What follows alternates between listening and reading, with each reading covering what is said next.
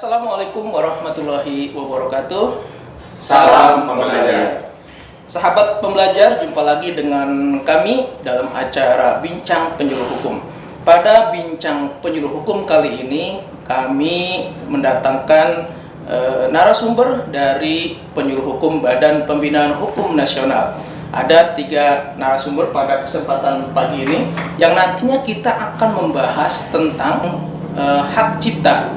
Apa itu hak cipta, kemudian bagaimana pengaturannya, nanti langsung kita tanyakan kepada ketiga narasumber kita. Baik, langsung kita sapa narasumber kita pada pagi ini, yaitu yang pertama dari ada Ustadz Abdul Rojak. Assalamualaikum warahmatullahi wabarakatuh. Waalaikumsalam warahmatullahi wabarakatuh. Gimana Pak Ustadz, sehat? Alhamdulillah baik. Sehat ya? Ya. Istri sehat? Alhamdulillah. Anak sehat juga ya? Ya. Alhamdulillah. Istri yang mana yang sehat? Yang mana Semuanya.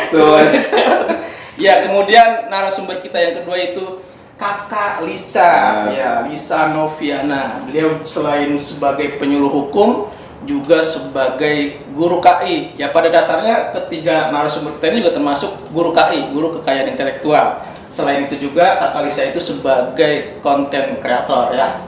Silakan. Mungkin bisa menyapa.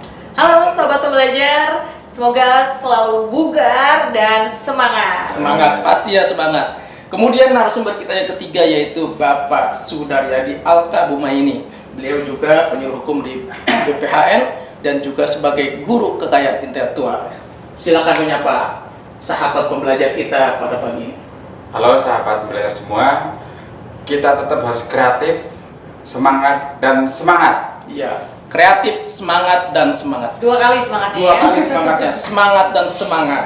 Baik sahabat pembelajar, seperti saya sampaikan di awal tadi bahwa tema kita pada pagi ini yaitu tentang hak cipta. Bagaimana itu tentang hak cipta, kita akan bahas, kita akan gali bersama narasumber kita dari Penyuluh Hukum Badan Pembinaan Hukum Nasional. Nah, terkait dengan hak cipta ini mungkin Pak Ustadz Abdul Rojak bisa menjelaskan ini tentang hak cipta itu seperti apa sih, kemudian pengertiannya itu hak cipta itu apa? Silakan Pak Ustadz. Baik, terima kasih Bang Ali atas terkait dengan hak cipta ini merupakan salah satu daripada komponen kekayaan intelektual ya, dari 8 hak kekayaan intelektual. Di antaranya itu salah satunya adalah hak cipta. Jadi kita harus kasih pahaman juga kepada masyarakat kita, pada sahabat-sahabat pembelajar, bahwa hak cipta adalah hak eksklusif pencipta yang timbul secara otomatis berdasarkan prinsip deklaratif setelah suatu ciptaan diwujudkan dalam bentuk nyata tanpa mengurangi pembatasan sesuai dengan ketentuan perundang-undangan. Itu sih jadi terkait pengertian daripada hak cipta dari 8 kekayaan intelektual ini. Ya, kemudian tadi Pak Ustadz kan menyebutkan bahwa hak cipta itu adalah hak eksklusif. Ini yang dimaksud dengan hak eksklusif itu seperti apa? Oh iya, di situ hak cipta itu merupakan hak eksklusif pencipta. Di sini hak eksklusif pencipta adalah hak moral dan hak ekonomi. Ya. Hak moral adalah hak yang melekat pada secara abadi pada diri penciptanya. Untuk apa? Untuk tetap mencantumkan atau tidak mencantumkan namanya pada salinan sehubungan dengan pemakaian ciptaannya untuk umum. Kemudian menggunakan nama aslinya atau samarannya. Kemudian mengubah ciptaannya sesuai dengan kepatutan dalam masyarakat. Kemudian mengubah judul dan anak judul ciptaan, dan kemudian mempertahankan haknya dalam hal terjadi distorsi ciptaan, mutilasi ciptaan, modifikasi ciptaan, atau hal yang bersifat merugikan kehormatan diri atau reputasinya. Itu terkait hak eksklusif yang pertama, yaitu hak moral. Kemudian yang terkait dengan hak ekonominya, karena di situ ada hak eksklusif, itu ada hak moral dan hak ekonomi. Yang dimaksud hak ekonomi di sini adalah merupakan hak eksklusif pencipta atau pemegang hak cipta untuk mendapatkan manfaat ekonomi atas ciptaannya. Pencipta atau pemegang hak cipta dimaksud dalam hal ini memiliki hak ekonomi untuk melakukan pertama penerbitan ciptaan, kemudian yang kedua penggandaan ciptaan dalam segala bentuknya, kemudian penerjemahan ciptaan, kemudian pengadaptasian atau pengaransemenan atau pentransformasi ciptaan, kemudian pendistribusian ciptaan atau salinannya, kemudian pertunjukan ciptaan, pengumuman ciptaan, komunikasi ciptaan, dan penyewaan ciptaan. Nah, itu terkait hak eksklusif yang di dalamnya ada hak moral dan hak ekonomi. Itu terkait hak eksklusif pencipta. Jadi hak eksklusif itu hak moral ya dan hak eksklusif. Kemudian tadi ada kata-kata apa namanya tadi? Deklaratif. Deklaratif lah ya. Ini deklaratif gimana maksudnya? Deklaratif. Ya, bahasa ini kita harus transkripsi kepada masyarakat biar masyarakat juga paham. Tadi kan ada eksklusif ya. Karena ada hak apa prinsip deklaratif. Ini harus kita uraikan juga apa itu hak prinsip deklaratif itu. Prinsip deklaratif adalah karya cipta yang sudah dipublikasikan ya. Karya cipta yang sudah dipublikasikan. Oleh karena itu bagi seseorang kreator penting sekali untuk mendokumentasikan seluruh karya yang dibuat sebagai bukti kalau kalian atau para kreator adalah pencipta karya aslinya ya. Karya asli bisa menggugahnya ke dalam media sosial atau ke website portofolio karya kalian atau kreator-kreator. Jadi harus dipublikasikan ya. Deklaratif itu maksudnya dipublikasikan. Itu sih masuk dari deklaratif itu sendiri. Iya, jadi intinya deklaratif ini sahabat pembelajar, ketika kita mempunyai ciptaan misalkan sebuah lagu kita publikasikan ke media sosial, maka itu sudah secara otomatis menjadi hak ciptanya ya, gitu. Jadi terlindungi dengan adanya deklaratif itu dengan publikasi hasil ciptanya ya ke media sosial gitu. Kemudian ini terkait dengan ini kan hak cipta ini kan dilindungi. Ada kita tidak tahu nih apa yang dilindungi dan apa yang tidak dilindungi. Mungkin Pak Sudaryadi bisa menjelaskan nih hak cipta apa yang bisa dilindungi dan juga harus dilindungi. Oh ya, makasih Bang Ali. Jadi betul, hak cipta ada yang dilindungi dan ada yang tidak bisa dilindungi. Tentunya hak cipta yang dilindungi itu adalah hak cipta yang asli ya, yang orisinal ya, yang asli, bukan plagiat, bukan kopian seperti itu ya. Jadi yang asli memang buatan kita sendiri gitu. Meskipun ada yang mirip-mirip tapi bukan mengambil punya orang ya, mengambil punya orang. Nah, sementara yang tidak bisa dilindungi ya tentunya yang hasil copyright, terus kemudian plagiat itu nggak bisa dilindungi. Jelas ya. Nah, ada beberapa ciptaan yang dilindungi tentunya. Biasanya terkait hak cipta kita sering kenal yang kita ciptakan itu tentang pengetahuan, terus kemudian seni, ada musik ya. Beberapa hal yang ciptaan yang dilindungi, contohnya pembuatan buku atau karya tulis ilmiah. Tapi itu asli ya, asli. Jadi bukan plagiat gitu.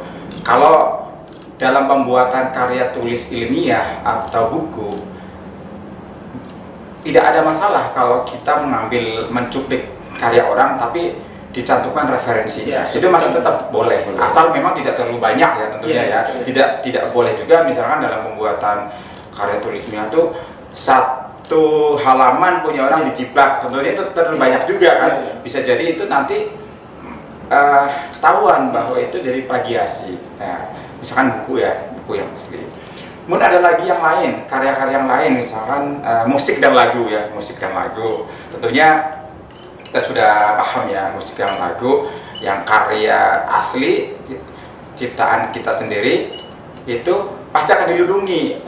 Dan tadi sudah disampaikan oleh Bang Jack sebelumnya, apalagi sudah dipublikasikan atau prinsip yang pertama kali melakukan deklaratif itu. Udah pasti dilindungi, meskipun nanti harus dicatatkan ya. Kalau mau dicatatkan enggak juga nggak apa-apa ya. Itu musik, lagu seperti itu dilindungi ya. Terus kemudian karya seni rupa ya, seperti lukisan, terus karya seni rupa yang lain. Itu lebih bagus juga dipublikasikan gitu kan, agar itu langsung dilindungi. Terus fotografi, fotografi juga dilindungi, ini penting ya, karena banyak orang membuat acara-acara banner, terus kemudian ada spanduk, terus ngambil gambar fotonya orang gitu kan. Ya, ya. Nah, nggak boleh itu. Ya, ya. Nah, karena itu dilindungi Ya. fotografi yang dibawa oleh para fotografer seperti itu. Kemudian audiovisual ya, audiovisual mungkin kita sudah familiar ya. Ada YouTube, pembuatan film gitu kan, audiovisual YouTube. Terus itu dilindungi. Terus apa namanya? Tadi lebih bagus dipublikasikan. Jadi udah otomatis dilindungi audiovisual, terus drama dan koreografi. Kalau kita bisa menciptakan koreografi dilindungi, atau misalkan menciptakan jurus-jurus silat itu termasuk juga itu dilindungi. Terus kemudian ada lagi pemrograman komputer. Pemrograman juga beberapa program juga dilindungi. Kira-kira Mas Ali seperti itu, mungkin nanti kita akan tambahin lagi. Itu hal-hal yang banyak ya itu yang dilindungi. Intinya harus asli ya, bukan duplikat. Kalau kita berduplikat mengcopy orang, bisa jadi itu malah kita bermasalah dengan akan dituntut dan sebagainya.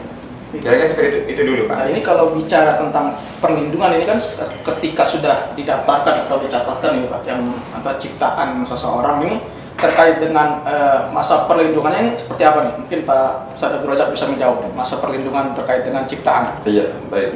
Terkait masa perlindungan ini dibagi 3. Yang pertama, pelindungan hak cipta seumur hidup plus 70 tahun setelah pencipta meninggal dunia. Untuk karya yang mana? Untuk karya berupa buku, lagu atau musik, lukisan, terusnya tari, drama, pentas seni, motif dan karya-karya sejenisnya. Itu yang perlindungan hak ciptanya sampai seumur hidup plus 70 tahun setelah pencipta itu meninggal dunia. Iya. Kemudian yang kedua, perlindungan hak cipta itu sampai 50 tahun sejak pertama kali dipublikasikan. Untuk karya yang mana? Untuk karya berupa fotografi, terusnya sinematografi, program komputer, terjemahan, kemudian adaptasi atau modifikasi karya cipta lainnya. Nah, itu untuk karya cipta perlindungan 50 tahun. Kemudian yang ketiga, perlindungan karya cipta hak cipta ini sampai 25 tahun sejak ciptaan itu pertama kali dipublikasikan. Nah, ini untuk karya berupa seni terapan. Nah, itu jadi ada 3 perlindungan hak cipta. Pertama 70 tahun seumur hidup plus 70 tahun, kemudian perlindungan 50 tahun, kemudian sampai 25 tahun. Nah, itu masa perlindungan Ciptaan. ciptaan. Jadi ada yang 70 tahun plus seumur hidup plus 70 tahun tahun. setelah, mungkin maksudnya setelah meninggal ya penciptanya ya. Betul. Setelah 70 tahun itu berarti bebas digunakan atau gimana ya? Iya. Bebas digunakan Iya. ciptaannya itu. Kalau ciptaan lagu misalnya itu kan dari lagu ya yang Iya. 70 tahun salah satunya. Dia bisa diwariskan. Oh, Iya, diwariskan ya. diwariskan. Jadi 70 tahun setelah meninggal, setelah itu diwariskan. Bisa. Oh, gitu Bisa perlindungannya ya. Bisa diwariskan ya, jadi kepada ahli warisnya dihibahkan Dihibahkan kepada dosennya untuk perlindungannya ya. Nah, ini kan terkait dengan perlindungan kan sudah nih, artinya sudah ada masanya juga. Nah, kemudian terkait dengan kalau ada, mungkin Pak Sudadadi bisa menjawab terkait dengan apabila terjadi pelanggaran hak cipta ini setelah gimana nih? Ya, terkait dengan pelanggaran hak cipta. Jadi mungkin terkait dengan yang sebelumnya sudah saya sampaikan, bentuk-bentuk pelanggaran hak cipta seperti apa kira-kira ya? Ya, kita misalnya melakukan plagiasi, terus kemudian mengcopy karya orang terus dia jadi karya sendiri gitu kan. Kemudian menggunakan kreativitas orang kan, menggunakan foto terus untuk event kita gitu kan, acara kita itu juga termasuk pelanggaran gitu, termasuk pelanggaran. Suka ada gitu kan, kita biar nggak susah-susah bikin foto gitu kan, udah kita download aja gitu, download Anda tanpa izin yang fotografer itu termasuk pelanggaran. Nah, apa yang harus dilakukan oleh si korban ya? Misalkan saya itu penciptanya ya. Ada beberapa hal yang bisa dilakukan. Misalnya pertama, dia bisa melapor ke kepolisian atau melakukan pengaduan ke DJKI. DJKI itu Direktur Jenderal Kekayaan Intelektual yang ada di Jakarta itu. Bisa melaporkan, bisa melalui websitenya namanya pengaduan.djip.go.id, pengaduan.djip.go.id. Itu bisa melakukan pengaduan ke situ secara online kalau kita merasa itu dirugikan. Nah, nanti apabila itu dilakukan yang pelaporan melalui DJKI, itu akan dilakukan semacam mediasi terlebih dahulu ya. Terus dilakukan mediasi, pihak-pihak terkait dipanggil untuk menyelesaikan yang dimaksud lah, permasalahannya siapa yang dirugikan dan sebagainya itu. Nah, jika itu yang dilakukan DJKI, jika misalnya gini, mediasi itu nggak berhasil, bisa dilakukan juga gugatan melalui pengadilan gitu, atau melalui namanya penyelesaian arbitrase atau pengadilan, dan pengadilan yang menangani itu adalah pengadilan niaga, pengadilan niaga seperti itu. Jadi nanti di sana bisa diselesaikan seperti apa nanti, atau pencabutan dari yang mengcopy atau seperti apa, atau ganti rugi atau seperti apa, nanti dari putusan dari pengadilan niaga. Ya, nanti mungkin teman-teman ada yang mau namain lagi. Sementara itu paling ya memang ini kan terkait dengan pelanggaran hak cipta itu kan banyak ya, mulai dari mungkin ya tadi kan yang terkait dengan musik, lagu. Nah ini kan lagu juga banyak nih ya. Mungkin Kakak Lisa bisa menjawab nih terkait dengan banyak orang yang mengcover lagunya orang lain itu ciptaan. Ini gimana nih? Apakah ini juga termasuk mengcover lagunya? Apakah juga termasuk pelanggaran hak cipta? Wah, ini pertanyaan bagus nih, karena ini adalah fenomena yang terjadi saat ini ya. Betul ya, banyak sekali kan ya. Betul, segala usia itu pakai media digital. Banyak juga orang-orang yang mengcover lagu artis terkenal atau lagu-lagu yang memang viral gitu buat kepentingan ekonomi dia. Ketika ditanya, ini melanggar hak cipta nggak sih? Jawabannya bisa iya, bisa enggak. Gimana gitu. Jadi ketika kita ingin mengcover lagu orang lain, agar kita tidak terjerat kasus hukum, otomatis kita harus mendapatkan izin dari penciptanya. Izin ya? Iya, izin atau lisensi. Mengcover itu kan kita masuk ke dalam pasal 9 ya, pasal 9 ayat 1. Jadi pengadaptasian, kemudian pengaransemenan, dan yang berhubungan dengan mengcover lagu gitu loh, mengaplikasikan, mengubah seperti itu ya.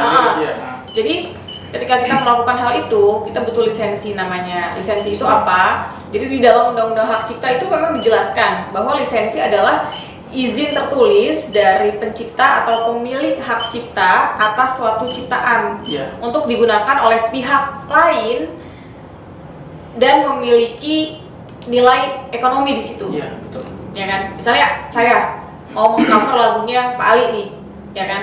Lagunya Pak Ali. Saya taruh di YouTube, saya pasang AdSense di situ. Atau saya mengcover lagu Pak Ali untuk promosi barang saya yang menghasilkan nilai ekonomi. Saya harus izin.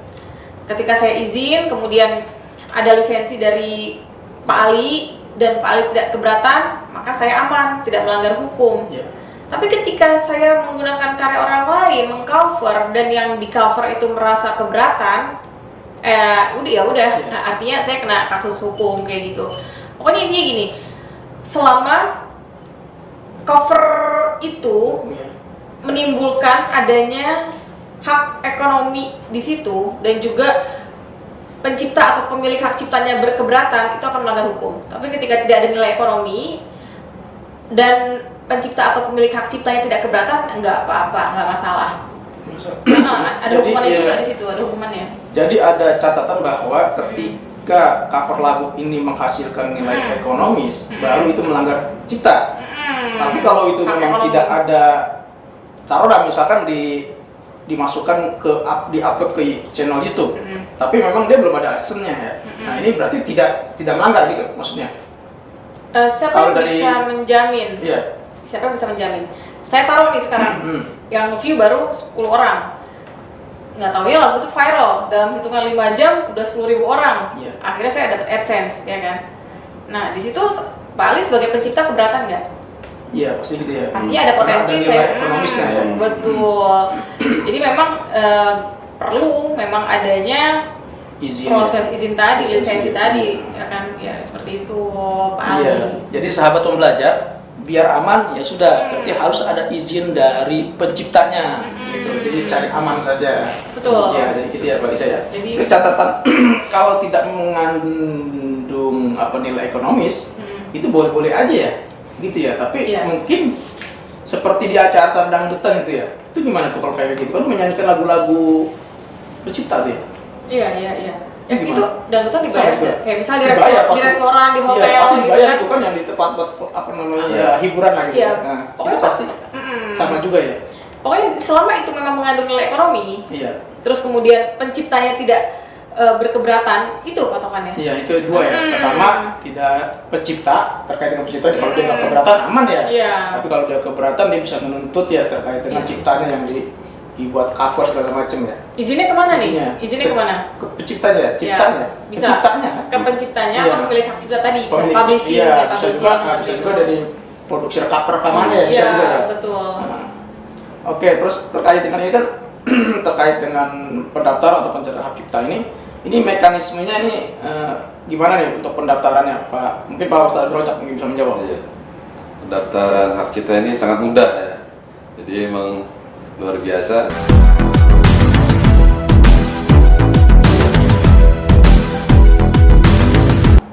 Oke, terus terkait dengan ini kan terkait dengan pendaftaran atau pencatatan hak cipta ini mekanismenya ini gimana nih untuk pendaftarannya Pak? Mungkin Pak Ustadz Brocak mungkin bisa menjawab. Iya. Pendaftaran hak cipta ini sangat mudah ya. Jadi emang luar biasa di DJKI ini. Sekarang udah buy online, nggak seperti dulu lagi. Sekarang sudah buy online. Jadi sahabat pembelajar, masyarakat sekalian, kalau mau daftarkan ciptaan atau mencatatkan ciptaannya di laman djki.go.id.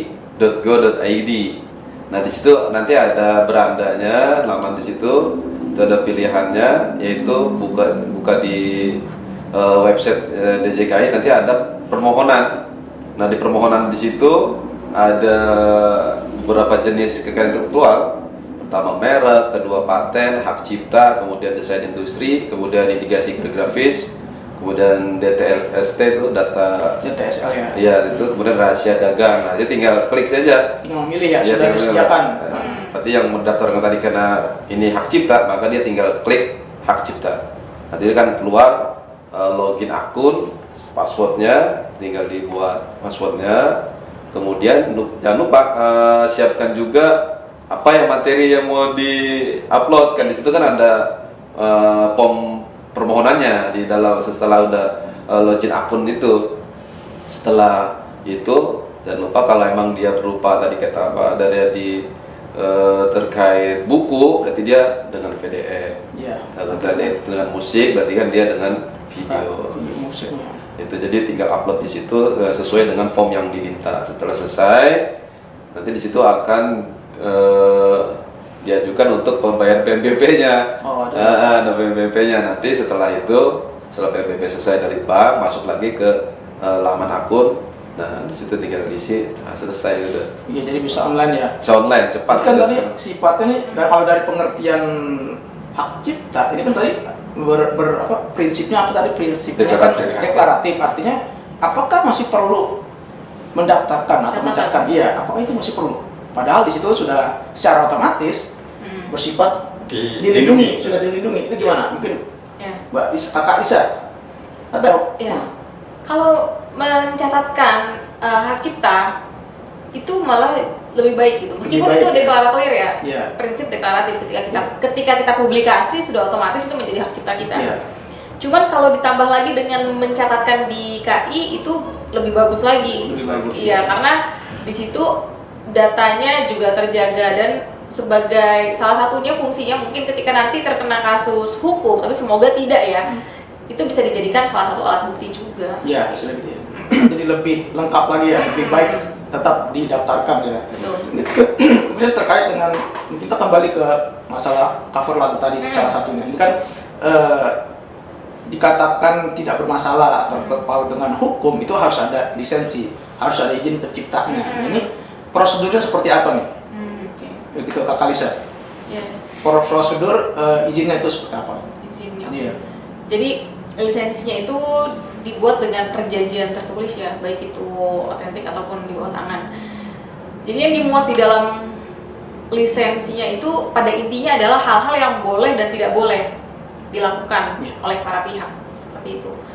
Dan lisensi itu ada bukan untuk memindahkan secara keseluruhan hak ekonominya itu, enggak gitu. Jadi masih ada pembagian keuntungan atau pembagian royalti kalau memang diatur di dalamnya antara pencipta dan yang penerima lisensi itu, kayak gitu.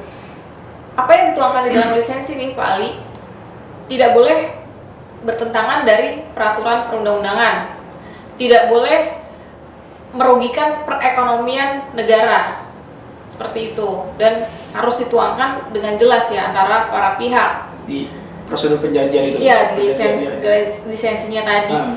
Dan juga tadi tidak mengalihkan semua hak ekonominya tadi, seperti itu. Dan setelah dibuat lisensinya dicatatkan ke DJKI tentunya, kayak gitu, secara online. Tetap juga ya disampaikan Iya. ke DJKI. Betul, ya? betul. Itu bukan antara pihak aja, cukup. Perjanjiannya antar pihak. Iya. Tapi nanti kan hasilnya, dokumennya disampaikan ke DJKI. Tetap disampaikan. Betul, ya, betul. gitu ya.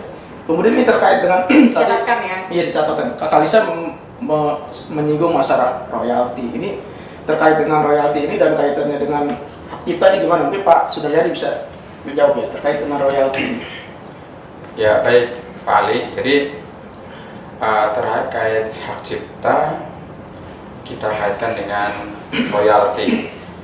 Jadi kembali ya, kalau kita sampaikan lagi bahwa dalam ciptaan itu ada namanya hak ekonomi ya, ekonomi. Ya, ketika itu memang ciptaan itu harus bernilai ekonomi, makanya nggak boleh sembarang orang itu memakai gitu tanpa izin gitu, tanpa izin. Karena itu suatu karya kreativitas yang harus dihargai, ada nilai ekonominya, gitu. Makanya ketika orang lain mau menggunakan seperti yang sudah Kakak Alisa sampaikan, itu harus ada izin dulu, terus ada mungkin perjanjian ya, perjanjian dulu seperti apa. Nah, di sini nanti yang timbulnya yang namanya royalti. Royalti itu semacam imbalan, gitu kan? Imbalan secara ekonomi yang diberikan kepada pencipta atau hak terkait. Nah, seperti itu. Nah, misalnya kita mau menggunakan karya orang lain nih, apa sajalah, contohnya misalnya lagu gitu kan, itu kan memang ada hak ekonominya gitu, ada hak ekonominya. Yang harus dilakukan itu memang kita harus izin, membuat perjanjian. Nah, di dalam perjanjian itu itulah royalti terjadi gitu, pembagian hasil lah gitu, semacam itu. Silahkan nanti lakukan perjanjian dari yang akan kita gunakan, terus kemudian dengan penciptanya mau seperti apa gitu kan, seperti apa pembagiannya gitu. Nah, terus yang lainnya juga ya, bukan hanya lagu ya, bisa foto juga, bisa Buku ya, buku gitu kan, bisa buku gitu kan. Terus kemudian ya buku misalkan mau diperbanyak gitu kan, diperbanyak oleh sebuah percetakan, ada pembagian royalti berapa persen royalti itu harus ya, karena untuk menciptakan sesuatu kan itu butuh kreativitas dan itu butuh ide yang sangat luar biasa kan, malah harus dihargai. Jadi dihargai dan dilindungi, bahkan bisa dikenakan pidana kalau yang menggunakan karya orang lain tanpa izin gitu, tanpa seperti itu. Nah, sekarang misalnya contoh lagu-lagu atau musik itu ternyata juga ketika diputar di beberapa tempat yang itu komersil ya, dibayar. Tadi yang kayak dangdutan gitu sebenarnya itu harus pakai, karena itu dibayar ya. Terus kemudian di tempat-tempat kafe gitu ya, karaoke ya, terus kemudian di hotel, karena itu tempat itu dibayar. Dia harus izin dulu sekarang. Karena menghasilkan ya. Harus izin dulu dengan penciptanya ya, atau paling nggak pihak terkait ya. iya, publishingnya Ya, itu ada royalti sekarang. Karena begitu dihargainya karya cipta karena itu dibayar tadi kan, kecuali mungkin kita putar di rumah ya nggak masalah, karena itu kan kita malah yang ngabisin listriknya bukan kita dibayar gitu kan, bukan yang dibayar, Kalau ngambilin listrik gitu. itu nggak masalah itu. Tapi kalau yang kuota juga, ngambilin kuota, karena kalau ketika itu dibayar di tempat-tempat yang komersil, diputar di tempat-tempat komersil, dia harus bayar royalti namanya itu. Lagi hasil ada perjanjian, gitu, ada ada perjanjian lah nanti seperti apa perjanjiannya. Nah, terus apa istilahnya terkait hal ini yang harus mendaftarkan di ada lembaganya ya Kak Alisa ya, namanya LMK ya, LMKN ya, Lembaga Manajemen Kolektif. Ya, terkait royalty yang nanti. mengatur ya. Dia organisasinya yang mengatur itu. Iya. Mengatur Cukup lewat situ ya. Tapi intinya sih karya kita sangat dihargai lah gitu kan. Jadi kita nggak boleh sembarang pakai punya penciptaan orang, tapi itu untuk komersil intinya ya. Kalau tidak komersil kayak diputar di rumah, didengar sendiri ya itu nggak masalah karena itu nggak ada unsur komersil. Nilai ekonomisnya nggak ada. Nilai ekonomisnya nggak ada, yang ada ekonomisnya tuh. Nah, sempat kontroversi kan, masa di kafe itu harus dia. Nah, ternyata memang kajiannya seperti itu karena itu menghasilkan ya. Kalau kafe itu nggak ada musiknya, nggak ada lagunya, nggak seru gitu kan. Makanya rugi dong yang penciptanya gitu. Nah, akhirnya biar penciptanya yang apalagi sekarang banyak yang dibajak gitu kan, akhirnya penciptanya nggak rugi ya dia harus bayar karena kan dia mendapatkan keuntungan dari lagu atau musik yang kita putar di tempat itu, kafe atau restoran atau hotel lah semacam itu. Gitu kali. Ya, harus ada royalti buat penciptanya ya. Iya, betul. Kemudian ini terkait dengan ciptaan kita menciptakan sesuatu nih, misalkan lagu ya, Kak Alisa, ya kan, ini apakah ciptaan ini kita bisa menjual hak cipta kita tersebut? Ya, itu kalau di dalam undang-undang hak cipta namanya pengalihan. Jadi kita bisa mengalihkan hak cipta tersebut kepada orang lain ya, baik itu sebagian ataupun seluruhnya. Itu ada di dalam pasal 16 Undang-Undang Hak Cipta. Dalam bentuk apa pengalihannya? Bisa dalam bentuk wasiat, wakaf, hibah, kemudian perjanjian tertulis, ataupun bentuk lain yang diatur di dalam peraturan perundang-undangan. Nah, tadi paling nanyanya jual beli. Jual beli bisa kita masukin ke dalam yang perjanjian tertulis. Iya. Jadi masukin ke situ. Betul. Jadi perdata tapi perjanjian tertulis. Jadi selama proses jual belinya itu memang ada perjanjian tertulis di dalamnya antara para pihak, itu bisa seperti itu. Baik itu separuh ataupun seluruhnya. Tergantung para pihak tadi. Bagaimana perjanjian mengenai pengalihan hak cipta tersebut. Kemudian untuk hak cipta yang dialihkan tanpa disebutkan batas waktunya itu akan beralih ke penciptanya setelah 25 tahun. Kalau tidak disebutkan. Iya, itu masa. betul. Misalnya kita deal-dealan nih, saya beli karyanya Pak Ali atau Pak Ali jual karya ciptanya ke saya gitu. Kemudian terjadilah proses jual beli di situ. Kita buat perjanjian tertulis ya. Dalam perjanjian tersebut memang tidak disebutkan batas waktunya. Maka secara otomatis menurut pasal 18 Undang-Undang Hak Cipta itu setelah 25 tahun akan beralih kembali kepada penciptanya. Tapi memang di dalam proses pengalihan ini itu yang beralih hanya hak ekonominya aja.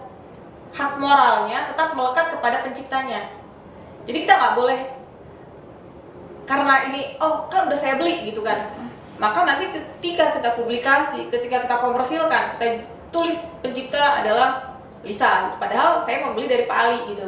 Jadi yang saya nikmati hanya hak ekonominya saja, hak moralnya tetap milik penciptanya atau pemilik hak ciptanya gitu. Berarti tergantung isi perjanjiannya juga ya berarti ya. Intinya seperti itu ya. Betul. Tapi ini yang terkait dengan menjual hak cipta kita ini ada batasan nggak? Ciptaan seperti apa yang hanya bisa dijual belikan atau mungkin ada batasan itu? Apa seluruh ciptaan bisa jual gitu? Seluruh karya cipta, bisa. Bisa ya.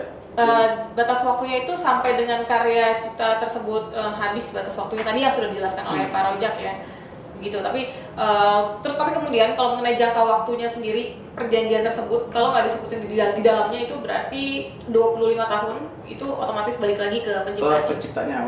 Jadi kalau tidak dimasukkan perjanjian lama itunya ya, tetap selama 25 tahun maka secara otomatis kembali ke penciptanya, hak ciptanya ya. Betul. Makanya ini menarik banget begitu pedulinya pemerintah negara kita kepada suatu ide, kepada suatu karya. Iya. Yang ini tuh hal yang nggak gampang gitu, mendapatkan ide, membuat suatu karya dengan hasil yang memang disukai banyak orang. Kemudian bayangkan ketika memang itu viral, itu ada nilainya gitu, nilai ekonominya dan mahal banget, kita curi gitu aja gitu. Kalau nggak diatur kan kayak gimana ya? Iya, betul, kan? Ngeri banget. Iya, jadi dirugikan ya. Dirugikan. Sudah capek-capek menciptakan, membuat Betul. karya, akhirnya orang lain yang menikmati hasilnya ya kan. Makanya ini perlu dilakukan perlindungan. Betul. Nah, baik, sahabat pelajar, mungkin sampai di sini jumpa kita dalam bincang hukum. Mungkin sebelum penutup ada kesimpulan dari sumber ya, harapannya ya dari masing-masing narasumber untuk memberikan kesimpulan terkait dengan hak cipta ini. Apa sih yang perlu dilakukan masyarakat terkait dengan hak cipta ini? Mungkin dari Pak Sudaryadi dulu mungkin yang paling penting mungkin bisa disampaikan ke Ya, baik Pak Ali. Jadi di akhir pertemuan ini kira-kira saya menyimpulkan bahwa karya cipta itu adalah sebuah karya atau ide kreatif yang harus betul-betul dihargai, baik secara moral maupun secara ekonomi. Maka orang lain tidak bisa menggunakan semaunya sendiri, harus ada izin dan lain sebagainya. Dan yang paling penting lagi itu ciptaan seorang, nama pencipta itu akan melekat sampai kiamat ibaratnya gitu kan, meskipun itu misalnya udah nggak dilindungi atau apa ya, contohnya kayak lagu Indonesia Raya, sampai kapanpun sampai kiamat itu tetap harus Supratman kan, namanya itu ya, meskipun misalnya gitu, kayak yang Mbak Lisa tadi sampaikan juga itu, sebenarnya penciptanya ya itu, meskipun sampai kapan, itulah yang apa ya, hak moral ya namanya ya, hak moral ya, itu yang itu barangkali itu, bisa ditambahkan yang lain. Iya. Mungkin kata Lisa, Iya. ada yang mau pesan buat sahabat pembelajar terkait dengan hak cipta. Kalau Pak Sudaryadi tadi menyampaikan dia menghargai pencipta gitu, menghargai hasil ciptaan orang lain. Iya. Gak terasa ya, udah mau habis aja. Nah, sebelum aku closing statement, Iya. ini nambahin dulu. Tadi kan terkait dengan pertanyaan Pak Ali tentang cover. Oh iya, cover lagu. Itu ada hukumannya. Iya. Kalau Gimana? misalnya Iya. kita Sanksi memang ya? sudah terjerat hukum dan dikenai sanksi mengcover lagu tidak izin, itu 3 tahun penjara. Sanksinya bagi Iya. yang membuat cover lagu ya Iya. tanpa izinnya. Dan atau 500 juta rupiah. Dendanya, ya jadi betul. bisa salah satunya ya karena kata-kata dan. Jadi Bisa buat sahabat pembelajar nih ada tambahan dari Kakak Lisa bahwa para yang suka membuat cover lagu nih, ingat ini buat jadi catatan ini harus ada izin dari penciptanya. Kalau tidak maka sanksi hukumnya tadi pidana penjara 3 tahun 3 tahun dan atau denda 500 juta. 500 juta rupiah. Ini akibat dari membuat cover lagu tanpa izin. Jadi catatannya harus izin dulu kalau membuat cover lagu. Kan banyak yang senang-senang nyanyi-nyanyi kan, Betul. bikin cover sendiri gitu. Tiba-tiba monetize aja, nggak izin. Iya. Oh. AdSense-nya gede gitu ya. Kayak punya Pak Ali. Pakai asis semua ya, Sih semua insyaallah sih semua. Closingnya gini nih Pak Ali. Iya. Jujurlah kepada diri kita sendiri, karena kejujuran itu adalah salah satu hal yang mungkin kecil, tapi itu adalah hal yang akan menjadi besar untuk pembangunan bangsa yang akan apa Mbak? Untuk pembangunan bangsa ya kan? Iya. Kalau kita nggak jujur Iya. dalam konteks hak cipta misalnya, ya kan? Karya orang kita bilang karya kita gitu. Iya. Setan aku itu namanya. Betul. Kalau kita nggak jujur sama diri kita sendiri, Iya. udah kita juga nggak jujur sama orang lain, mau jadi apa bangsa ini? Iya, Ya nggak, betul. sahabat Iya. pembelajar. Udah itu aja sih. Itu sahabat pelajar dua, yang pertama dari Pak Sudaryadi menghargai karya cipta orang lain, kemudian yang kedua dari Kakak Lisa jujur terhadap karya sendiri. Jujur. Jujur pentingnya. Terus, nah terakhir dari Pak Ustadz Abdul Razak kesimpulannya nih, pesan yang paling penting buat sahabat pembelajar terkait dengan hak cipta. Ini pesan dunia akhirat ya. Pesan dunia akhirat. Kayak lagu itu kan. Cinta dunia akhirat. Oh cinta dunia akhirat ya. Ya silakan Pak Ustadz Abdul Razak. Ya, di sini kan prinsip tadi kan deklaratif ya, Iya. dipublikasikan. Walaupun itu deklaratif, dipublikasikan tetap harus didaftarkan. Ya. Sebaiknya ya. Sebaiknya didaftarkan biar mempunyai kekuatan hukum yang lebih kuat lagi. Nah, itu. Dan itu mudah didaftarkan tuh, mudah, tinggal buka laman djki.go.id, di situ ada permohonan hak cipta dan itu murah banget. Nah, itu selaku kita Kementerian Hukum Kementerian Hukum HAM ini dalam rangka melindungi hak cipta gitu. Karya kita yang tadi udah diterangin sama Pak Dari dan Mbak Lisa itu, hak karya kita tuh harus dilindungi gitu. Ya, jadi segera daftarkan ke djki.go.id dan itu sangat mudah dan biayanya murah. Itu saja dari saya. Terima kasih. Oke, terima kasih. Baik sahabat pembelajar, sudah ada 3 kesimpulan tadi yang perlu kita sama-sama kita catat dan menjadi perhatian. Yang pertama terkait dengan menghargai hak cipta atau karya orang lain itu sangat penting. Kedua, jujur, dan ketiga, tetap didaftarkan hasil karya atau dicatatkan ya, walaupun memang secara hukumnya bersifat deklaratoir itu. Baik, mungkin sebelum ditutup ada lagi yang sampaikan Pak Kakak Lisa? Cukup ya? Cukup. Baik sahabat pelajar, sampai di sini pertemuan kita dalam Bincang Penyuluh Hukum. Ketemu lagi di lain kesempatan. Wassalamualaikum warahmatullahi wabarakatuh. Salam pembelajar.